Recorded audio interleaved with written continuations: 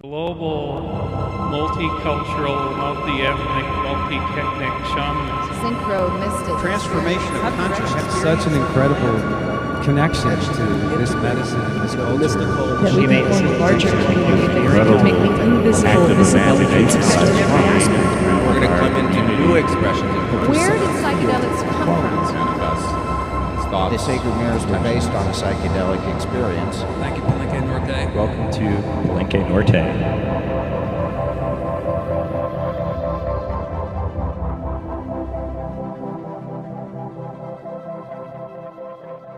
I'm very excited right now. I've been looking forward to this talk for a few months now, and we get to hear a second talk, actually, because Bob Forte unfortunately could not make it to Burning Man this year. So Bruce is graciously stepping in for him. So Bruce Damer is a polymathic sci-tech guy whose work runs the gamut from big questions in science to the future of human civilization to tending an organic farm garden. He designs and leads projects in many areas, including the origin of life, and that's the EVA Grid and Genesis engines, space exploration, with the NASA mission virtualization, and the origins and impact of the digital lifestyle with this Digiborn Computer Museum. So it's my great pleasure to introduce Bruce Damer. Thank you. Thank you, Pez. You're going to get an impromptu synesthetic talk today because this is unplanned, which are always the best. Terence McKenna used to just love to just be in an unprompted. He hated sitting on stages and having to come up with scripts and things. And as soon as he could throw that over his shoulder, sit on the edge of the stage and just rap and do Q&A, he was good. You know, he was relaxed and rested. If you listen to, how many listen to Terence McKenna on the, how many are Psychedelic Salon listeners as well? Wow, it's a goodly proportion. Well, I want to give you, it's just something the three of us were talking about when we started. I do some kind of a practice. It's sort of a kind of global, multicultural, multi-ethnic, multi-technic shamanism.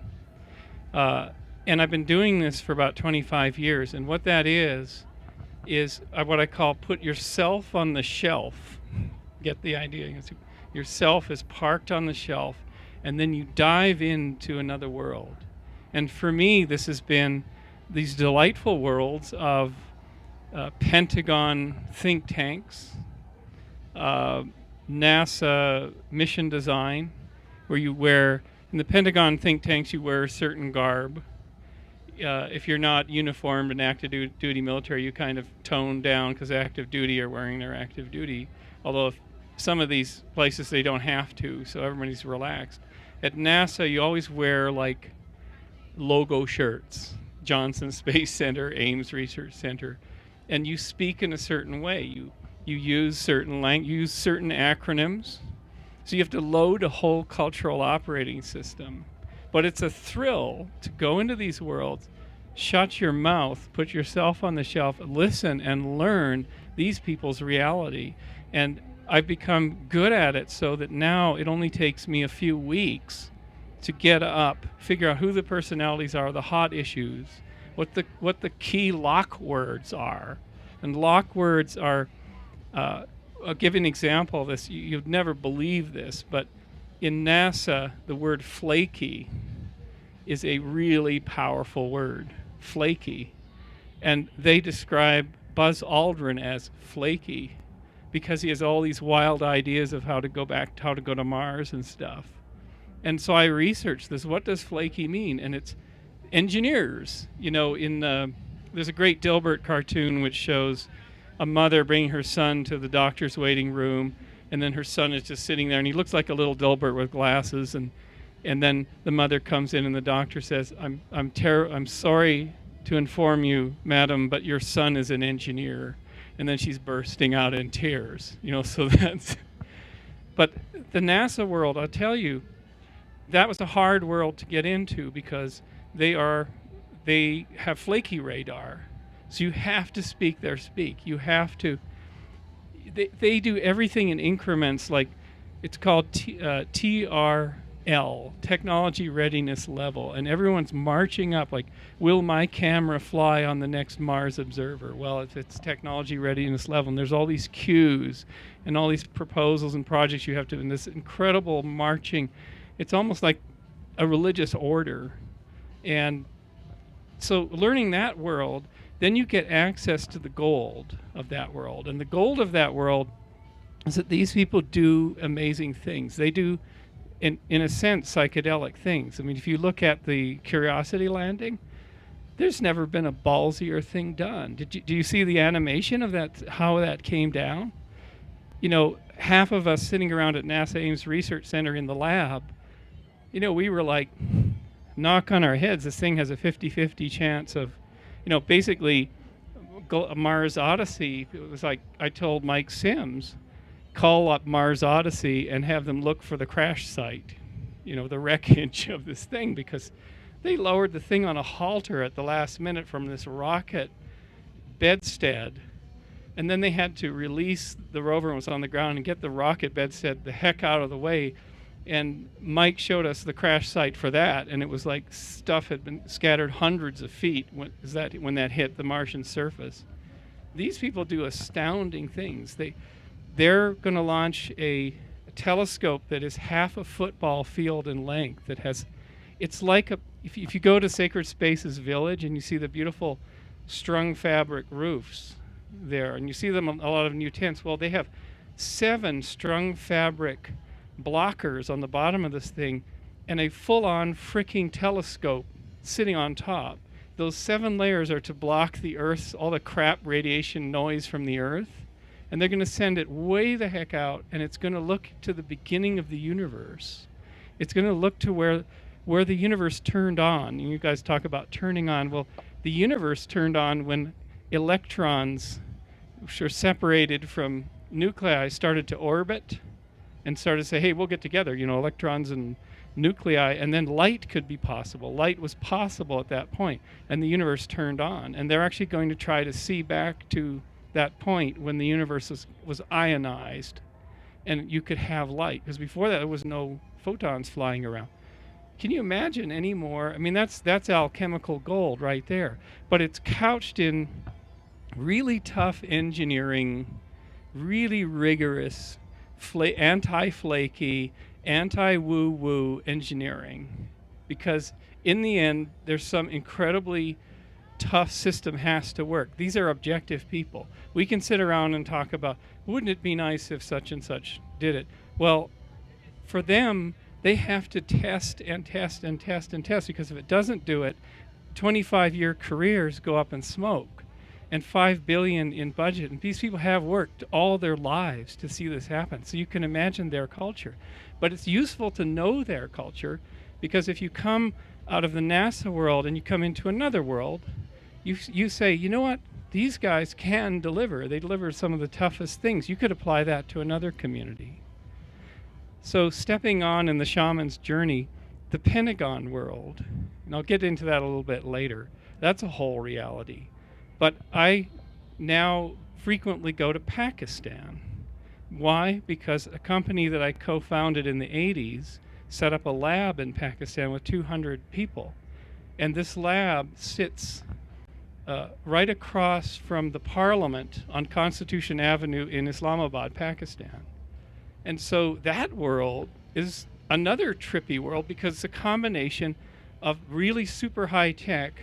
It's Twitter Muslims who are devout. I mean, these guys don't drink, they don't smoke. Their parents are, you know, old British, so they are knocking back whiskeys. But these Twitter Muslims, long beards, the Friday prayers. When I go into the office this Friday, I wear the finest shower kameez.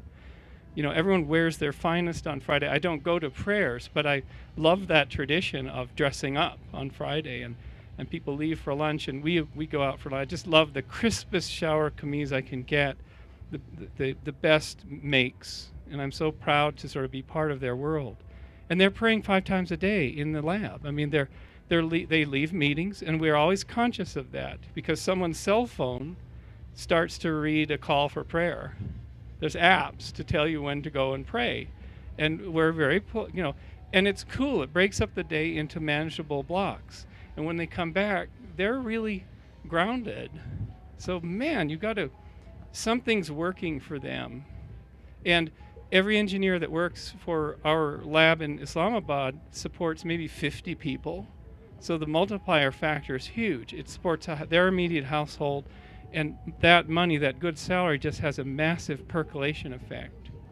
But outside is this bizarre combination of this modern capital city, which is subject to massive bombings, not that many recently, but the Marriott Hotel, which is kitty corner from our office, was blown, the whole front was blown off by a truck bomb that killed, 100 people, and it left a 30-foot crater and blew the windows out of the back of our lab about 3-4 years ago. That's a reality. So you're in this strange world of Starbucks and cafe life, Twitter Muslims doing their thing, a ultra-corrupt government that is like draining, corrupt officials and etc. US B-52s, roaring, and they're not doing too much roaring these days, but this whole trippy thing, universities under construction, a booming sector in education, power outages every single hour in the capital city, and generator plants, the rich people's houses have generators that just kick on.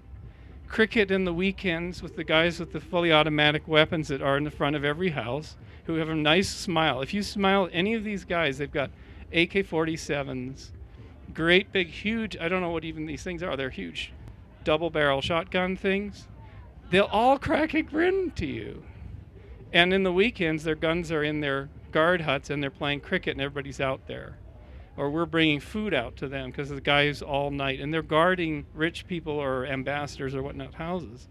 And you can play tennis on actual clay tennis courts, the finest of the old British Empire, where sweepers and guys that really know what they're doing make the perfect clay tennis court.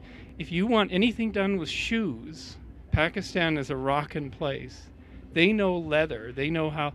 They have skills that the rest of the world has lost. They can make brocade. So the royal family, brocade is this really elaborate kind of sewn garment stuff. They make it in Pakistan for the royal family because there are no tailors left in the UK, effectively. So it's a trippy world. And what we do there also, and at 6 o'clock I may tell you a story about going to the northwest area, to the Pashtun area. But we drive, we get in the van, and we bump along on this highway called the Grand Trunk Road up into the pure Pashtun area where you reach a sign that says Peshawar and Kabul this way to go to Afghanistan, or Tarbela this way. And you're in the zone. You're in the zone of the drones. But if you stopped at any, if your car broke down, I'll tell you another thing. This is Pakistan. It's a country it's a pariah state, right? It's like, why would you go there? But there are wonders there. For example, I observed what I think is the most efficient economy in the world in automobile repair. So you're on the Grand Trunk Road, and the trucks next to you are covered with psychedelic paintings, enamel works, hanging jewels. These guys, these are their life works, these cars, these trucks. They're old Bedford trucks. They sleep up above the cab. They have these curving fronts. They're phenomenal.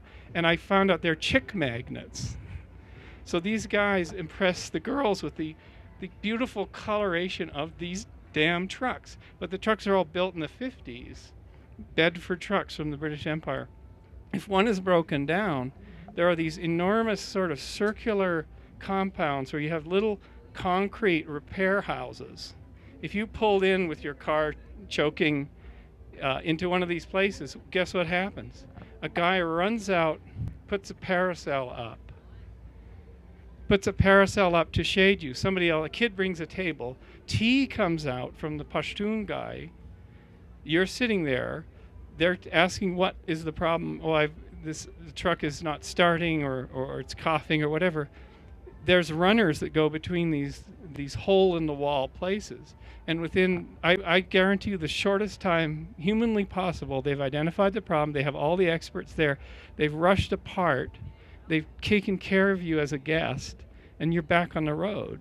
And this is Pakistan. And I said, do you ever take cars to dealers? And people said, no, you'd never do that. You'd be crazy to take it to it. That's a whole Western thing. They're going to stiff you. These are the honest people. And we have invented our own system that is beautiful and it works. And so if you did your PhD on this, you'd find, so-called third world countries, you look at these places and they look like they're disaster areas. But underneath is the beating heart of a tremendously capable community, but it looks like a disaster area from outside.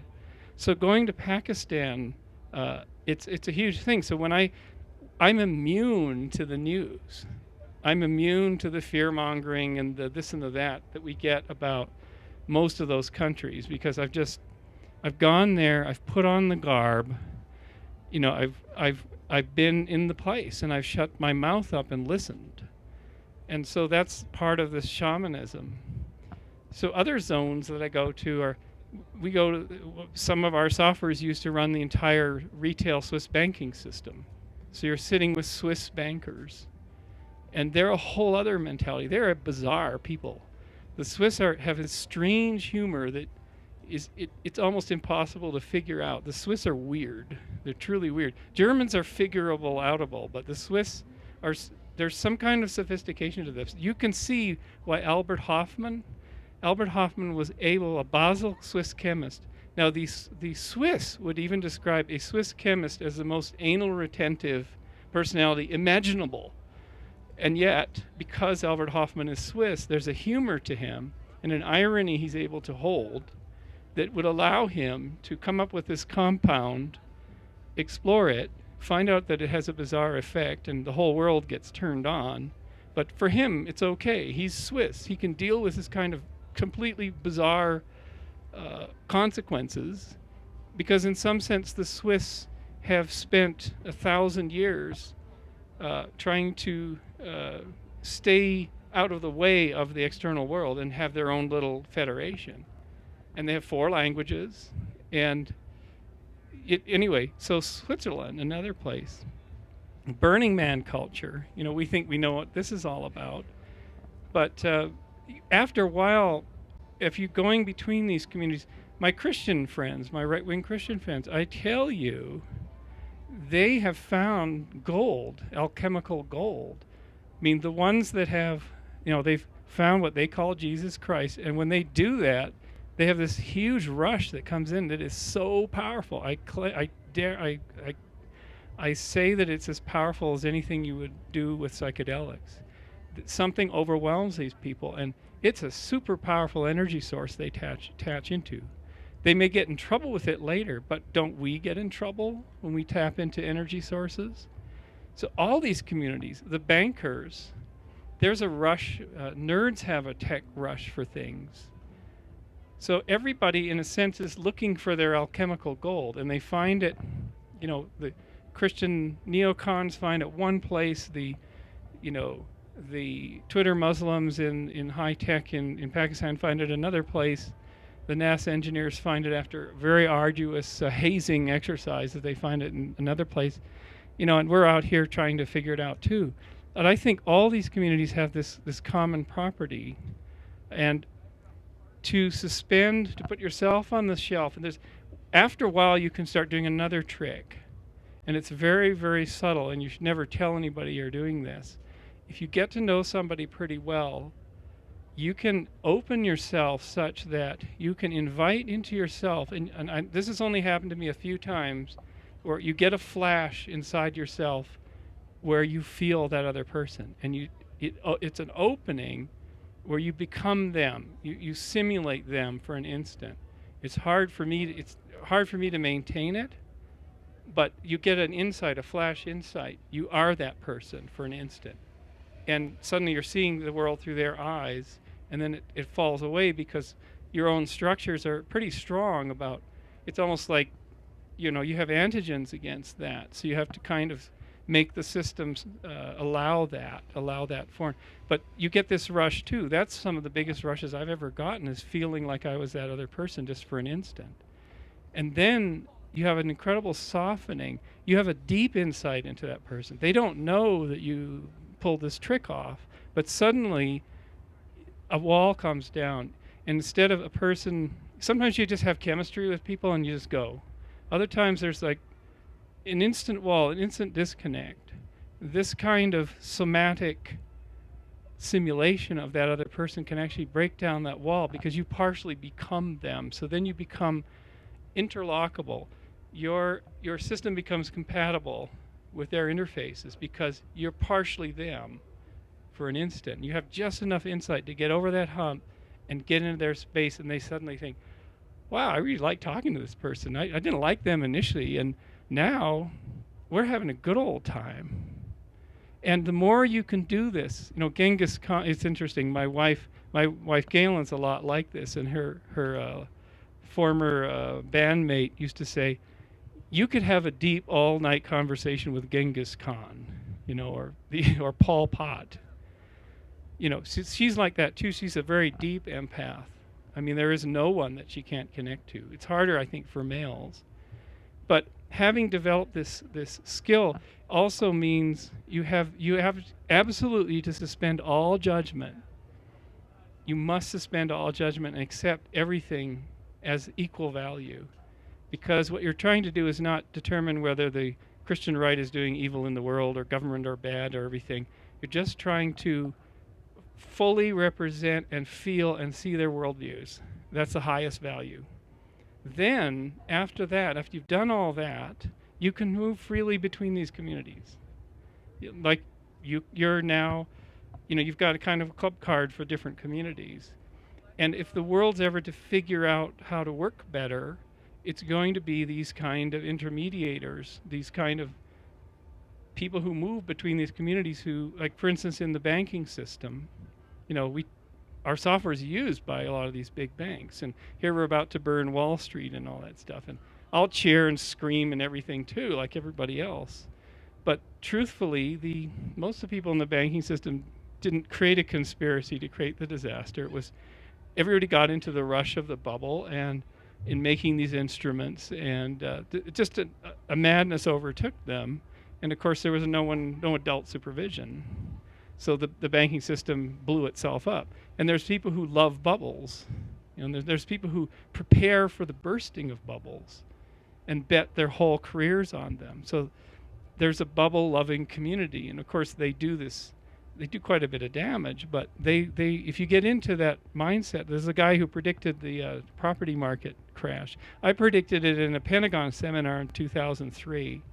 We were talking about the consequences of the Iraq invasion, which was 3 months away, we thought.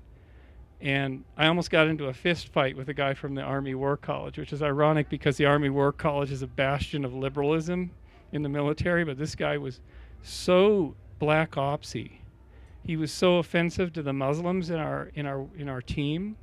These are Muslim academics who are experts in the region. This guy was saying, like, well, we should just bomb all the region back to the 7th century where they belong, and blah blah blah. And I said, you know what, Tom?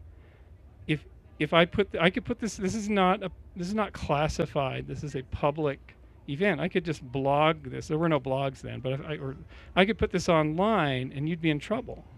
Do you really want to go on record as saying this? And the Muslim lady came up to me later, and she said, thank you.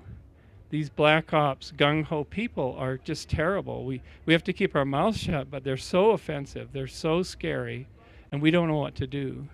And in the post 9/11 period, these Muslims working hard in the government were under a huge discrimination and attack by their colleagues, and they were unable to say a thing. And I said, you know what, we're all here to work on a bigger problem. That seminar was to work on a challenge, which is to how to get the U.S. onto sustainable energy instead of petroleum, importing and burning up petroleum. A serious workshop, started and supported by Andrew Marshall. And you won't find anything about Andrew Marshall on the internet. This guy started in forebrain thinking about the whole world history in the United States in 1948. He ran the Rand Corporation in Santa Monica, which is the kind of big think tank of the West Coast. Then in 68, Richard Nixon appointed him to a major office called Net Assessment, which looks forward 50 years. Everyone calls Andy Marshall for advice before doing anything. So at the time that he sponsored this workshop, he had gone in front of the Joint Chiefs of Staff, which is all the generals in the war room, and said, this Iraq thing is terrible. This is a disaster. And they all listened because this guy was the forebrain. He is the forebrain of the Pentagon. He has the institutional knowledge, and he has the balls to say anything. And at the time, he was 85 years old. He may be passed away by now. I'm not sure. Again, no information on Andrew Marshall. And of course, the Joint Chiefs said, we don't have a vote. We know this is a mess and a disaster. We don't have a vote in whether this thing goes ahead or not. We've got an out-of-control executive branch. So Andrew Marshall is one of these. He's a shaman. He goes very quiet between communities. And what he decided to do, get this, how ballsy this is. He goes out to North and South Dakota, and he meets with tribal elders. They bring Andy, and they bring a bunch of Pentagon senior planners and a couple of generals. Now this is like, what was it, Little Bighorn country. You know, there wasn't a good encounter the last time between those tribes and the U.S. Army, right? Well, it turns out that the chemistry worked, and Andy knew it would. They sat down with the elders, and they said, let's talk long term. Let's talk 500 years. What is going to be the best for this continent, for the health of this land? And guess what they figured out? That the elders had already been thinking of giant wind farms on their reservation. And the elders had kind of done back of the envelope calculations. So what did Andy do? He funded them $30 million in a study to be done to figure this out. It turns out that these elders in the Lakota, I think it was the Lakota and a couple of other nations, had figured out we're a sovereign land. So all the barriers that happen to putting up giant wind farms elsewhere are not going to apply to us. We can probably go ahead with this. We can become, they call it the Gulf, like the Middle East of wind for North America. The wind just roars through that part of the country on a pretty continuous basis. There's a wind belt. And they figured that they did the calculation, 100,000 high capacity turbines on the res, not even anywhere off the reservation. And they're generating 1/3 of the electric power needs of the United States from the res. And one of the discussions was, do we want to do gambling, or do we want to become a very powerful influence in this country and help preserve this land? So Andy said, here's $30 million, and the study started and was underway. Now the problem, of course, that they had is that the transmission system is owned by the coal lobby. And there you have the corruption. So what one of the elders said, and this gives you an idea of how hip people can be when they actually meet across boundaries. One of the elders said, we'll build our own fucking transmission system, and we'll use semiconductor, low loss, the latest tech, because the old transmission system is for crap anyway, and we will take this thing on. I'm not sure where this has gone, but this is an example of the shamanic traveling between communities fearlessly as a listener. And it was mainly that the military people who arrived that day on the reservation just sat and they listened. They listened for 2 or 3 days before they said anything. And then finally, and the elders respected that. And they determined at the end, we're both long-term thinkers. We care about our kids and the generations down. And the military people did too. We care about that. We got a fixed salary base. It's not about, we like to gain in rank, but our salaries are public. We're just kind of people in a system. And so we think long-term preservation of the system. And we worry about our political branch sending us off into disasters. So next time you think about the military, especially the higher up, I tell you, I would say 70% of the people I've met high up in the military, I'd prefer them any time over a political creatures that we get. They're much more solid individuals. So shamanic travel between these worlds. So does anyone have a comment or question on this kind of? I can tell you way more stories, but I want to give everybody a bit of a breather, including me. Question up front.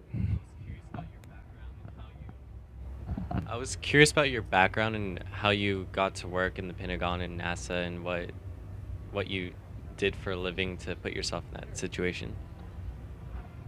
The question is, how did I be able to put myself in this position? And that's an interesting question. I guess because I kind of made a life plan, and there was no one there to tell me otherwise. And a lot of these things were sort of foolish. I mean, how can you expect to get into these worlds? You know, you think you can't. No one was telling me you must to take over the family business. You must get a law degree. You must do X and Y and Q. It was like I was on my own. I was an immigrant from Canada. I was an immigrant in Czechoslovakia for a while. I had to make my own way. I had $2,000 in my pocket going to graduate school here.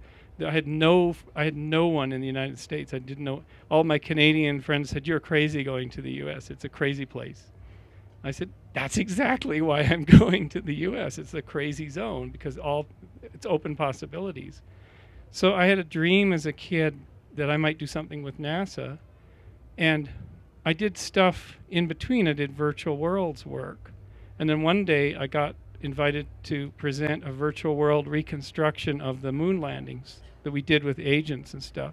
And we just happened to have a senior scientist in the audience who at that very moment said, "This is a career maker for me and my group." And he arranged the first funding, and 25 grants later, 10 years later, we had built 25 projects for NASA. It was just phenomenal. And then what I did within NASA was using the shamanic practice of moving between the NASA centers, listening and keeping my freaking mouth shut and not making statements so I would be considered flaky, because I watched people fall on the sword of flakiness where nobody would talk to them after that. And it's like, really be careful. Make someone else look good, not you, because we were servicing all these groups. So there's a whole strategy to penetrate NASA. And penetrate it we did. At one point, and this was the greatest project I was ever involved in, a guy that was a friend of mine that I just met casually got put in charge in 2007 of figuring out if NASA could go to somewhere else but the moon. And they picked asteroids. And this was very controversial because at the time George W. Bush had moon, go back to the moon, and everybody's on board with that. And of course there's no funding, so it was a disaster. And so this group that involved all these people who cared about going out to see asteroids for a lot of reasons, because it's deep space, it's part of the way to Mars. It's a real new mission. It goes back to the heart of the birth of the solar system. What if an asteroid's coming toward us? It'd be good to have the capability of actually sending heavy spacecraft out there and doing all that. It's for Earth protection. Really good idea. So these people were in an underground. There was a Mars underground in the 80s. In the 2000s, there was this NEO underground, near Earth object underground.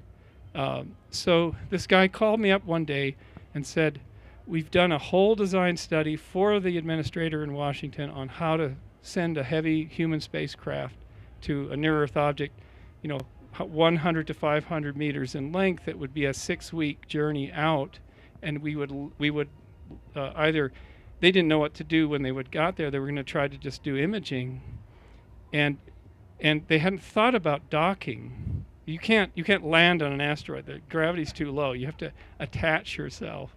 It's like the problem insects have. Insects don't have the problem of flying. They have the problem of not flying.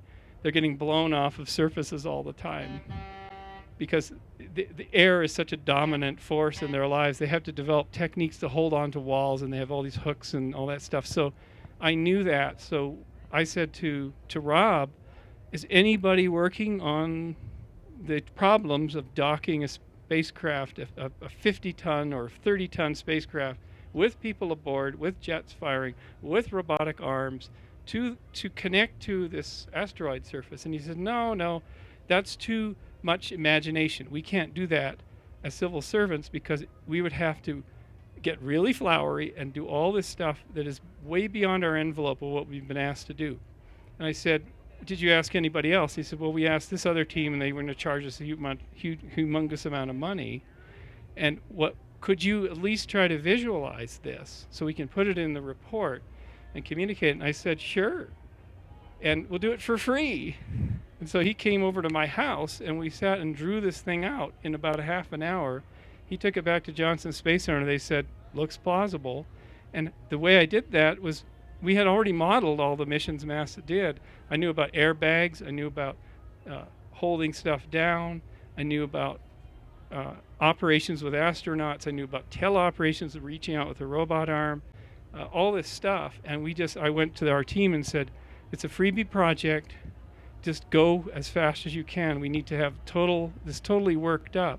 And then I asked Rob, I said, has NASA ever done anything like this? No. He said, no, this will be the first design of taking humans to another body in the solar system since Werner von Braun designed the lunar lander in 1962 and that whole strategy. And I said, good on you, And this is not Bruce Willis. This is not Deep Impact. This is not fakery. This is a real thing.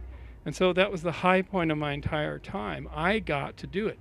Now, the tricky thing was it had to be embargoed, because if the information had come out, people's careers would have been in jeopardy. So the way we did it was this backdoor thing. General Pete Worden at NASA Ames was a 2-star general who was fired over his comments from the Iraq War. See how these things get connected? He became the head of NASA Ames, and he was a renegade. He used to run Space Command, for God's sake. So he cared about asteroids a lot. And I went to see him at his office and I said, Pete, here's this design we've worked up. It's really powerful. If we put this out to the public, it'll change the whole dialogue on the future of space exploration, get us out of this moon craziness. And he said, you know what? We can't put it out, but you're not a civil servant. You're outside. So what we'll do is you put it out. And we'll go through our public affairs officer. We'll do it as this sort of backdoor thing. So I had to arrange this whole thing with CNN, with space.com, with Popular Science, with our own sites, that we had a launch date of July 31st. And it was interesting because the public affairs office in Washington got wind of this. And it was even set up to the point where our press release had been reviewed by all the senior scientists inside, so they knew that it wouldn't bounce. The PAO has a huge amount of power because they keep political appointees from getting in trouble. So the PAO got blindsided, and the administrator got told by their own public affairs office that they needed to protect him from the results of this study, and he came down with a sledgehammer on them saying, I commissioned this study. So then it went out, and I did, and this is the most fun thing you can imagine. The place that we premiered this was at Industrial Light and Magic in the big theater in San Francisco, where they make the films. They make Star Wars films and everything. And as I was walking in, it was a presentation for ILM animators. They're interested in space and stuff because we had real-time animation of the spacecraft contacting guys going out and everything. And as I walked down the hallway, I looked, and there was Darth Vader in the glass case. And I went out of the building before I went, and I said, Pete, because Pete was called Darth Vader as the head of Space Command. You won't believe this, but your namesake is standing right here, Darth Vader. And so we did that, and then we did a public talk, and he came in with his own PAO in tow. And basically she was watching me to see if I would make any mistake that might jeopardize his career. And yet the next day we had 10 billion hits. It was the top of AOL. It was on the cover of these magazines. And I was in a restaurant in Sunnyvale, and I was just peeing. And this little kid came in. This was about 2 days later. And he turned to me, and I don't know why. And he said, NASA's going to go to an asteroid. I said, this is great. And we changed the discourse. And 3 years later, NASA adopted that as their next deep space target. But the ins and outs, I mean, these are not, what this is really saying is that an organization like NASA, like the World Bank, like the incredibly ineffective U.S. Congress. All these organizations are full of individuals. They're not full of a cabal. There is no dominator culture. I'm sorry, Terence. What Terence used to describe a lot of the conspiracy theories that he was presented, including UFO theories, used to call them cartoon epistemologies. That they were so simplified as to be palatable, be highly palatable, but they're actually not true. They don't really represent what goes on. And in this community, we fall victim to this all the time. Is it because psychedelics give us, powerful and potentially delusional insights? Is it because we feel we're outsiders and therefore we don't go on these journeys and find out and deeply ingrain ourselves into these communities, that we are then a victim of our own delusions?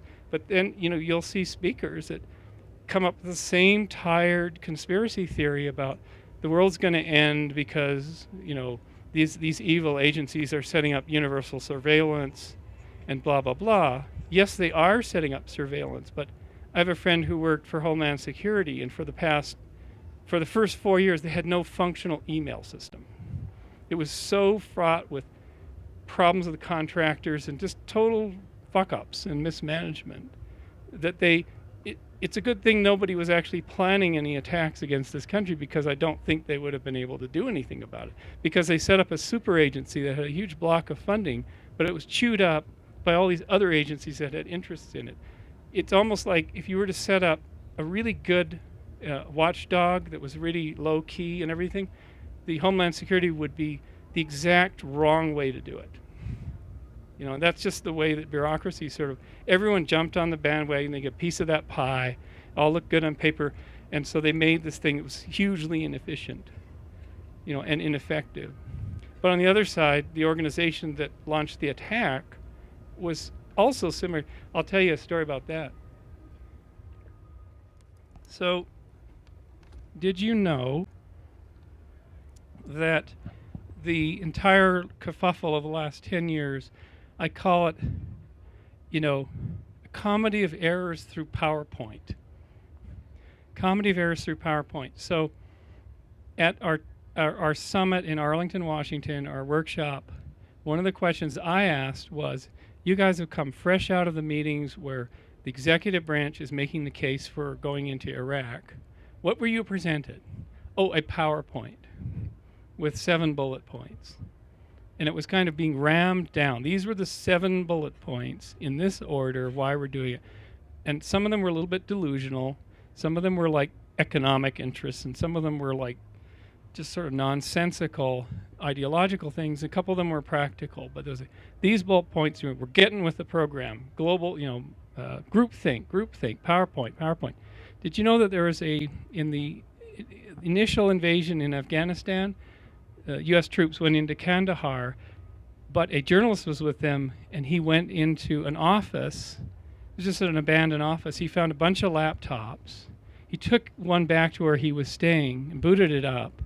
It was a Al-Qaeda laptop with PowerPoints in it.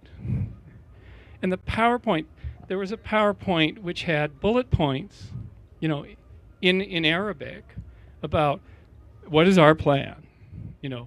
Stage 1, attack the United States. No, stage 1 was this, and then attack the United States, and then they will invade a Muslim land, and then they will create mayhem, etc. And then they had this whole thing planned by PowerPoint. And what happened, both were led into disaster. And the groupthink. And Al-Qaeda was decimated by this. I mean, and they decimated their host country, and they decimated people. They created so much damage, and ultimately the loss of Muslim lives in huge, enormous scale. So that's another way of looking at this. And these were both sort of fumbling organizations, one big and one small, but one competent at doing one thing, which is the attack on the World Trade Center. The other one, the United States, competent at some things, but mostly incompetent at most things. And so these things go at each other, and the United States didn't even go and address Al-Qaeda. They went to the wrong place. One of the bullets in one of the later PowerPoints was, in the Al-Qaeda PowerPoints was, we are just thrilled to the moon that the United States is thinking of going into Iraq because that provides us fodder for our plans. It's even better. Why are these fools doing it? Because they're stupid. And by going into Iraq, this delusional plan of Al-Qaeda was, wow, they're not just going to come here to Afghanistan and really damage our host country. They're going to go into Iraq too, which means there will be mayhem across a wide belt. And their feeling was the U.S. would lose in those countries, be driven back like Vietnam. There would be an insurgency just like Ho Chi Minh. And then there would be ability to do basically a true sort of jihadist populist drive. Everybody thought of Khomeini and how Khomeini built this network around the world through cassette tapes. And when the Shah was falling, they came and they had all these people on board and they were able to roll into Tehran and sort of push the whole thing over. And this was Al-Qaeda's dream. And their target was Saudi Arabia. Their prime target was Saudi Arabia because bin Laden had been basically thrown out of the country, and he's a Saudi family. It was a wealthy family into construction. By the way, they were shocked that World Trade Center came down. They were shocked, but, it's interesting, there isn't much known about this, but I bet you bin Laden thought this through, because he's an engineer. He was an engineer in construction, a whole company, and he was probably thinking, how did these buildings come down? And, actually, if you do the research, it was tube steel construction for lightweight. It was very advanced technology in 1971. And a bunch of other things. The pumps weren't able to get water to both buildings, and there was a whole bunch of other factors. I don't believe in any of the conspiracy theories on that one. I mean, there's so much evidence about, and there's this shock about them coming down, and there's interviewed the guy who was the mastermind, and there's just too much evidence. Who knows about that other building? I have no idea. I haven't even looked at it. But where am I going with this? So I think you can kind of lose your illusions and your fears about the great big daddy, the great big force that is going to surveil, is going to know that these organizations are very ineffective. They're fragile also. They're subject to opinion. The Soviet Union, if you roll back the clock, the old Soviet Union, for a period of time, was able to effect total informational freeze-out on a huge landmass. A friend of mine set up the first global telephone company in the USSR after Gorbachev was liberalizing, and he told me, I said, well, how many phone lines go out of the USSR? It was like 64. 64 phone lines. That's all they had. How can a country even operate? And he was funded by George Soros because George Soros was in Moscow trying to desperately make a phone call to his wife. He couldn't because he couldn't get a connection because he needed paperwork and probably apparatchiks and all this. And he found Joel with a Mac SE able to send email. And Joel didn't know who he was, this billionaire. And this guy funded Joel to set up global telesystems. So the Soviet Union was able to do this, but I don't think anywhere, the world is now so full of chaos and information flowing that the time of total tyrannical control from the top down, I think, is fading into the rearview mirror. And we are at a time, as Terence McKenna said, where nobody is in control. He would say, the more horrifying truth is no one is in control. But that's an opportunity. And that should allow you to either lose sleep at night or sleep better at night. But I think what you have to do is when there's a speaker, including me, who makes a claim, there's a very strong claim, you can feel it in your gut. They say something. It sounds a little conspiracy, or it's a very hard claim. It's a claim that demonizes a population or group or identifies an enemy. That's a strong claim. And in science, there's this saying, strong claims require even stronger evidence. And what I would, say that you should do, just so you don't fall into the spell of these things, is question, the back. And I think if we have a healthy future civilization, we will always do this. Somebody makes this audacious claim or statement to the public, they immediately go into a bit bucket where they're now under scrutiny. there was a guy that called me up who had this theory about a face on Mars based on fuzzy photographs of this rock outcropping. And I remember, like, he was trying to get to speak at one of our space conferences, and I said, I don't know. You know, I didn't want to say flaky, but I was doing the NASA thing of just politely deflecting and whatever, because the flake flag was already flying. And then he was on Art Bell. And I remember being on and this is a national radio program called Coast to Coast. I remember I was supposed to be on with Art talking about avatars in 97 or 98.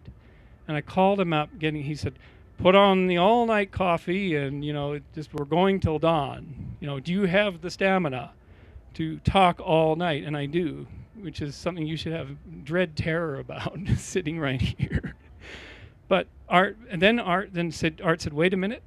And now he's on his slow modem connection to his house trailer in Pahrump, Nevada, in the middle of the desert. He said, oh boy, we're going to have to do a different show. I'm sorry, but the face on Mars scam has been revealed. I said, what do you mean? He said, well, take a look at this link. And there was a nice high-res photo of rock outcroppings and stuff like that.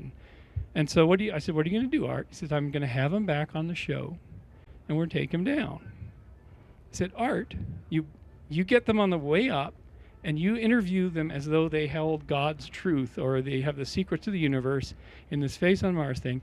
Then when it breaks, you take them down. He says, you get them going, you get them coming. It's airtime. Now, you know, it's sort of like, that's how this works. Then what happened to Art? You know, so he had a career of doing this, giving these people airtime. But guess what happened to Art? Art got his comeuppance. He had a guy on the show. This was only about 6 months later than this whole face on Mars thing. By the way, this guy went on to propose that he sees a civilization on the moon. At that point, you know, this guy should actually not be able to get any airtime anywhere. His flake flag is flying, and sorry, we don't believe you anymore. You know, these guys actually should be just they should have a little online system where people just say, this guy, just don't believe him. He shouldn't be able to find a sucker the next time. But what happened to Art Bell was very serious 6 months later. It was no laughing matter. There was a guy who claimed that there was a spacecraft in the tail of this comet coming in. I can't remember the name of the comet. Was it? What was it? Hale-Bopp. Yeah, in fact, I saw it from a flight over Greenland. It was really cool from the airplane. He claimed there's a spacecraft coming in. It was going to do something to the Earth, right? And, well, guess what? There were 39 people in some mansion in a bizarre situation, cultic circumstance in San Diego County were listening to this. Guess what? They all took poison Kool-Aid before this happened. They died.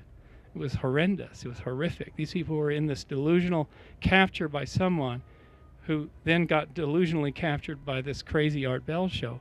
It shook Art to the core. And Art, there was a period where Art was off the show, and he would always say, the air conditioner is broken. But this just rocked his world. And he finally had the guy back on the show. And then the guy admitted, well, I just made all this shit up. And what Art did, and the emotion in his voice, he said, then their blood is on your hands, sir, and it is on mine. Why do I give you people airtime? Why do I do this? And that started the end of Art's career and there's a new guy named George Norrie doing this, and they call this paranoid paranormal radio. But if even the people who are doing it have serious doubts about why they're giving these people airtime, we should too. They're sitting in front of them on a microphone. So you should question, always question. Don't take it as faith. And don't let yourself get panicked or under the spell of people who make these strong claims. Immediately, I would say, just like you were a NASA engineer, you become the skeptic and you tick that thing like, let's watch that person and see other claims they make. They may switch direction and make another strong claim in a whole other area which they have no background in. And you find out, is this person an expert in asteroids? Or they're claiming that an asteroid is going to impact the Earth, and next week they're claiming that all jars of milk will be poisoned. You know, and are they an agricultural expert? So as they make these strong claims, and especially people who stack claims together, I think there's a guy who thinks that the whole world is run by lizard brain people or something. And these conspiracy theories they're breathtaking in scope and audacity. They're like the most, they make a claim that's tied to 30 other claims in the future, and each one of them lessens the probability down to a ridiculous level. And I think if we have a good, healthy mental civilization in the future, those people their presentations will be run on the comedy hour, because they do a lot of damage to society. Because it's not just kind of people who are making shit up like, Hale Bopp and stuff like that. People make shit up all the time and make these claims. In the Pentagon or the CIA, they were making up shit about Soviet power for years that wasn't true. I had a friend who flew in the Blackbird, and it was a high altitude. No, she flew in the SR-71B Blackbird. And she proved that a lot of the bunkers and the facilities in the USSR were not even functional. And so there were all these people making these claims, and guess what? They spent $500 billion or $1 trillion of your future on bogus military spending. So across the board, we have to become better at people make a strong claim, take them to the mat for it. We need to return to kind of an objective, skeptical thinking.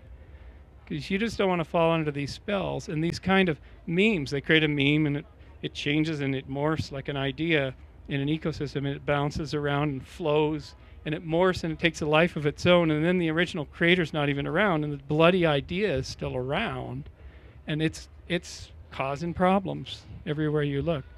It's like a Pac-Man. You've got to sort of shoot these things down occasionally.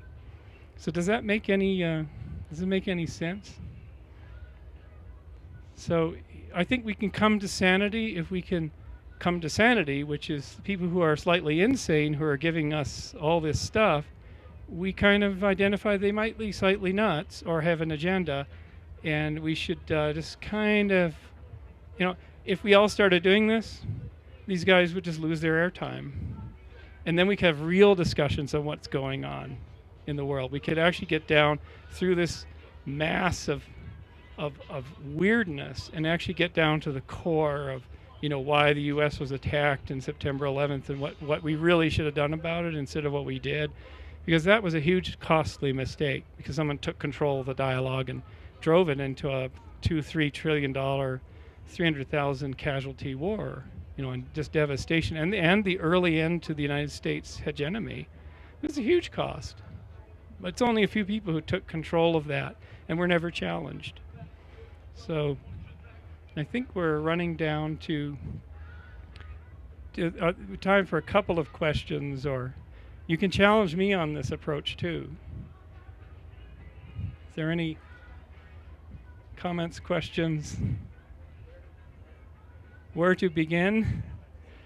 I think in your own life, if somebody tells you something that sounds really cool, but they're telling you and they don't, but it also scares you a little bit or whatever, think before you tell somebody else and pass on the meme. And think, how do they know this and how are they able to say this? And challenge them and say, and we don't do that because of political correctness, but we have to do this. This stuff is it's an epidemic. It's insane. And to tell you the truth, if the sanitary engineers, thank goodness, sanitary engineers are not subject to these conspiracy theories and memes, because suddenly city sewers would stop working. They're objectivists, right? They have a belief that the crocodiles are living in the sewer system, therefore you can't touch that line, or they get into delusional beliefs. Thank goodness they don't. Thank goodness airline pilots don't get into this. So there's a whole class of humanity that is very, very skeptical, and we got to protect them because they keep our world going. But we shouldn't waste our minds on this crap. We really shouldn't. There's too many far more interesting real things going on. One last example. We have time for one last. There was a fellow we met down at Arcosanti, who's a really cool archaeologist, and he was giving us this show of the pyramids in Egypt. Well, guess what? He had gone to Egypt in the 1970s, funded by some cult. I think it was Raelians or Pyramidians or something, that believed that the pyramids were built by UFOs. And he didn't have a PhD or anything. He was sort of sent there as some kind of collect evidence, and so we can build this media packages and somehow, we're talking about this, it's our big selling thing, but we don't even have pictures of the pyramids, so, go out and do this. This guy went out there and he got in touch with the reality of the pyramids and the challenge of how they were built. And he met the head of antiquities, and the guy took him out and said, we believe that under this sand here is the city of the people who built the pyramids because of some radar imaging or whatever. And this guy quit the rail-ins, or the pyramidians, went back to university, got a PhD in archaeology because he was so fascinated of being able a chance to actually answer the real question.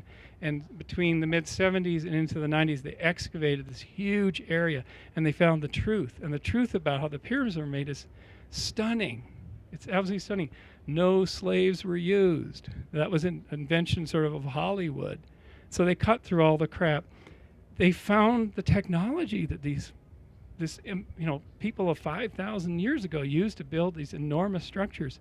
And it was like Burning Man. Do you know that the pyramid construction was like annual Burning Man festival?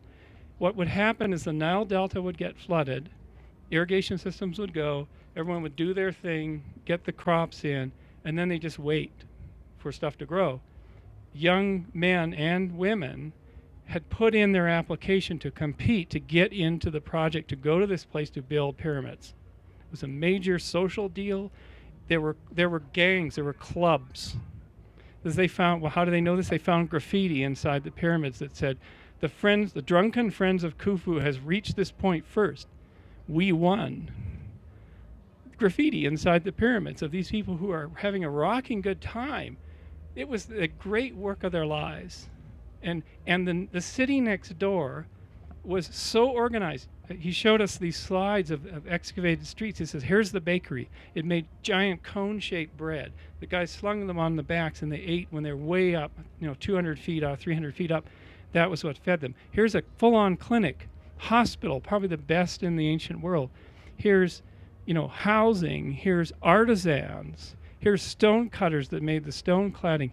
And he said, here's a modern map of Cairo and the maze warren of streets and chaos. And here's the Giza Plateau artisan city. And it was so much better laid out and well thought through.